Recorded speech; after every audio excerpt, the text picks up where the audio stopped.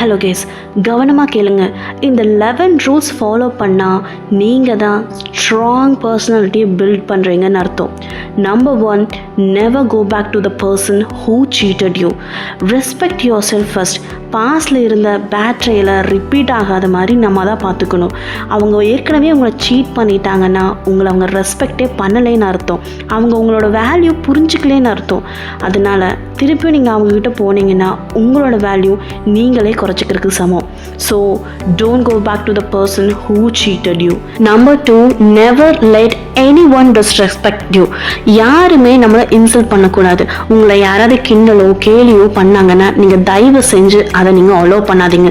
உங்களுக்காக நீங்கள் நில்லுங்க. உங்களோட வேல்யூ என்னன்னு உங்களுக்கு தானே தெரியும். நீங்கள் தான் சொல்லணும், என்னை பற்றி நீ அப்படி சொல்லாத. அது கிண்டலாக இருந்தாலும் சரி, விளையாட்டுக்காக இருந்தாலும் சரி, நம்மளோட வார்த்தைகள் தான் நம்மளோட லைஃப்பை டிசைட் பண்ணும்.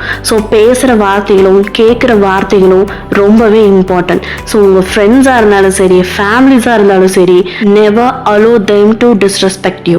Number 3, never shake a hand sitting down. Body language தான் மேட்டர். இப்போ உங்ககிட்ட யாராவது உங்களுக்கு கை கொடுத்தாங்கன்னா நீங்கள் கான்ஃபிடென்ட்டாக நின்று அவங்க ஐயை பார்த்து நீங்கள் அவங்களுக்கு கை கொடுங்க.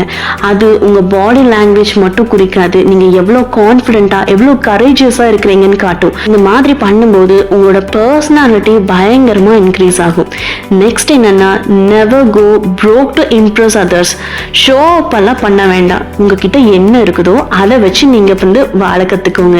காசு இருந்தாலும் சரி இல்லைனாலும் சரி, நம்மளோட செல்ஃப் ரெஸ்பெக்ட் தான் நமக்கு முக்கியம். ஸோ தேவையில்லாமல் என்கிட்ட அது இருக்குது இது இருக்குன்னு சொல்லி ஷோ அப் பண்ணுறதை நீங்கள் ஸ்டாப் பண்ணுங்கள். நீங்கள் எவ்வளோக்கு எவ்வளோ இல்லாத ஒரு விஷயத்த நீங்கள் ஷோ அப் பண்ணுறீங்களோ, இல்லை இருக்கிற விஷயத்த நீங்கள் ஷோ அப் பண்ணுறீங்களோ, ஆட்டோமேட்டிக்காக உங்கள் மேலே இருக்கிற ஒரு ரெஸ்பெக்ட் மற்றவங்களுக்கு குறைய ஆரம்பிக்கும். உங்களோட டிக்னிட்டியும் பயங்கரமாக அஃபெக்ட் பண்ணும். அதுக்கப்புறம் never eat the last piece of something you didn't by.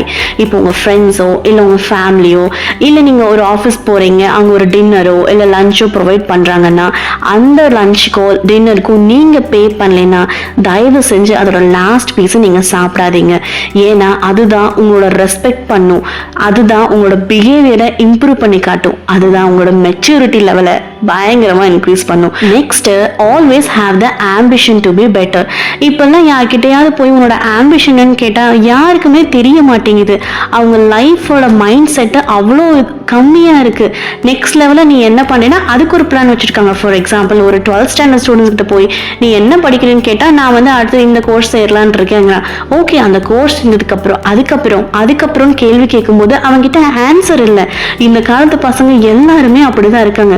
Not only சின்ன பசங்க, இப்போ மெச்சூர்டாக இருக்கிறவங்க கூட ஒரு வேலைக்கு போயிட்டு இருக்காங்கன்னா நீங்கள் கடைசி வரைக்கும் இந்த 9 to 5 ஜாப் தான் போறீங்கன்னு கேட்டால் ஆமாம் அப்படின்னு சொல்கிறாங்க. ஏன்னா அவங்களுக்குன்னு ஒரு பெருசாக சாதிக்கணும், என்னோட கோல் இதுதான், அந்த மாதிரி எந்த பிளானுமே இல்லை. ஸோ தயவு செஞ்சு இந்த வீடியோ நீங்கள் பார்க்குறீங்கன்னா நீங்களும் அப்படி இருக்காதீங்க. இன்னைக்கே உங்களோட கோல் என்னன்னு செட் பண்ணிக்கோங்க. ஏன்னா growth mindset equal to unstoppable success. அடுத்து, protect who's behind you and respect who's beside you. தயவு செஞ்சு உங்களை நம்பி ஒரு பர்சன் இருக்காங்க அப்படின்னா அவங்கள எப்பவுமே நீங்கள் பாதுகாப்பாக வச்சுக்கணும். அவங்களுக்கு நீங்கள் உண்மையாக இருக்கணும். அவங்கள நீங்கள் ரெஸ்பெக்ட் பண்ணணும். அப்போ தான் அவங்களும் உங்களை ரெஸ்பெக்ட் பண்ணுவாங்க. அவங்களுக்கு நீங்கள் ஒரு ட்ரஸ்டான பர்சனாக இருப்பீங்க. அதுதான் அவங்களோட ரியல் ஸ்ட்ரென்த்தாகவும் இருக்கும், உங்களுக்கும் அதுதான் ரியல் ஸ்ட்ரென்த்தாக இருக்கும். நெக்ஸ்ட் என்னன்னா, take a 1 to 3 second pause before answering. உங்ககிட்ட யாராவது கொஸ்டின் கேட்டாங்கன்னா டக்குன்னு அதுக்கு ஆன்சர் பண்ணாதீங்க. உங்களுக்கு ஆன்சர் தெரிஞ்சாலும் ஆன்சர் தெரியலனாலும் ஒரு 2-3 செகண்ட் பாஸ் பண்ணுங்க. இன்கேஸ் உங்களுக்கு ஆன்சர் தெரிஞ்சிச்சுன்னா அது அழகாக உங்களோட மைண்ட் ப்ராசஸ் பண்ணி அதை டெலிவர் பண்ணும்போது ரொம்ப கிளியராக கிளாரிட்டியாக மெச்சூராக கொடுக்கும். பட் உங்களுக்கு ஆன்சர் தெரியலனா கான்ஃபிடென்ட்டாக எனக்கு இதுக்கான ஆன்சர் தெரியல, பட் நான் அதை பற்றி கற்றுக்கணும்னு நினைக்கிறேன்னு சொல்லுங்கள்.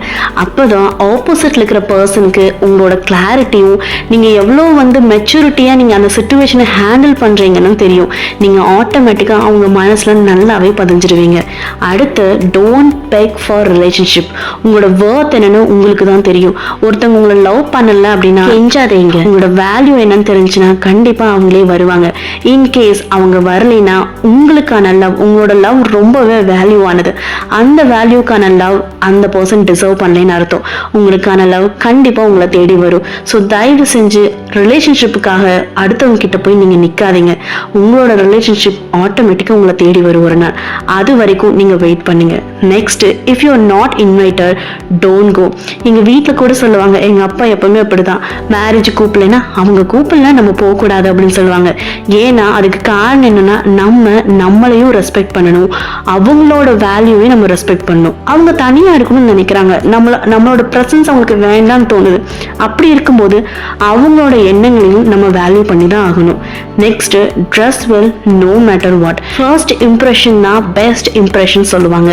எந்த மாதிரி அக்கேஷனாக இருந்தாலும், ஒரு சின்ன மீட்டப்பாக இருந்தாலும், ஒரு சின்ன டின்னராக இருந்தாலும், லஞ்சாக இருந்தாலும், எந்த மாதிரி அக்கேஷனாக இருந்தாலும் நம்ம ப்ராப்பராக ட்ரெஸ் பண்ணணும். அதுதான் நம்மளோட இன்னர் கான்ஃபிடென்ட்டை பயங்கரமாக ரிஃப்ளெக்ட் பண்ணும். ஆப்போசிட்டில் இருக்கிறவங்களுக்கும் நம்மளை பார்த்து ரொம்பவே இம்ப்ரெஸ் ஆவாங்க.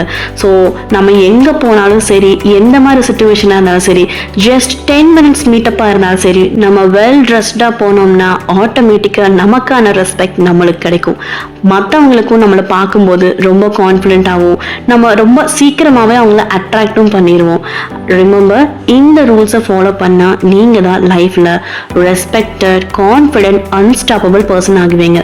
So be confident, be strong and live your life on your terms. 11 ரூல்ஸில் நீங்கள் எது ஆல்ரெடி ஃபாலோ பண்ணிட்டு இருக்கீங்கிறத நீங்கள் கமெண்டில் சொல்லுங்கள்.